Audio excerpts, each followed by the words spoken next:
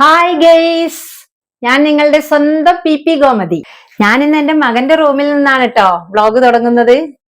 ഇതാ അടിച്ചു വാരാൻ ചൂലുമായിട്ടാ ഞാൻ വന്നത്. നമുക്ക് തുടങ്ങാം. ഇങ്ങനെയാണ് അടിച്ചു വാരുക. ചൂലിങ്ങനെ നീട്ടി നീട്ടി കൊണ്ടുപോകുമ്പോ ചണ്ടി അതിന്റെ കൂടെ പോകും. കണ്ടില്ലേ? കണ്ടില്ലേ? ഇതാണ് എന്റെ സൽപുത്രൻ. ഇന്ന് എന്തേ നിക്കാൻ വൈകി?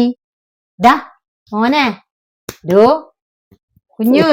കുഞ്ഞുവാവേ നീക്ക് മോനെ. എന്തിത്ത തള്ളടന്നേ?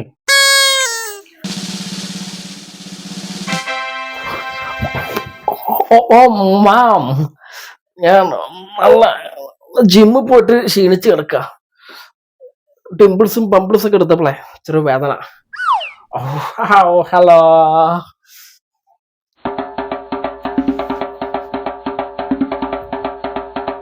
എന്റെ മോനെ കണ്ടില്ലേ?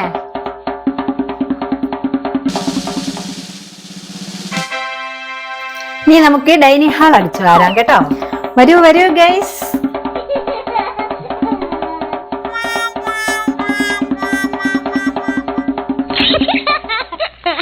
അടിച്ചു വാരാൻ നമുക്ക് എത്ര തരം ചൂലുകൾ തന്നെ ഉണ്ടെന്നറിയോ?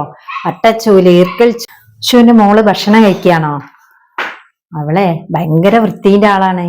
ഒരൊറ്റ വറ്റ് പോലും തൊയ്ക്കാതെ നല്ല സോഫ്റ്റ് ആയിട്ട് ഭക്ഷണം കഴിക്കാം.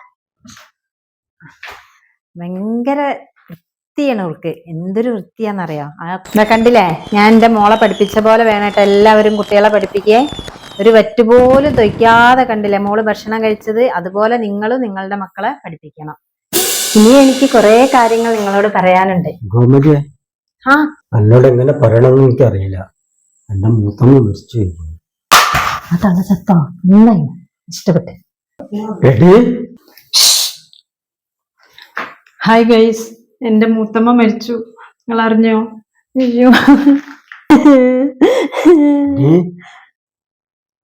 കാര്യം മനുഷ്യ റീച്ചാവട്ടെ.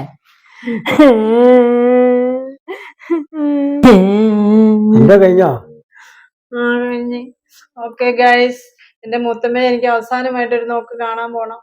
Okay bye. ഓക്കെ റീച്ചായി.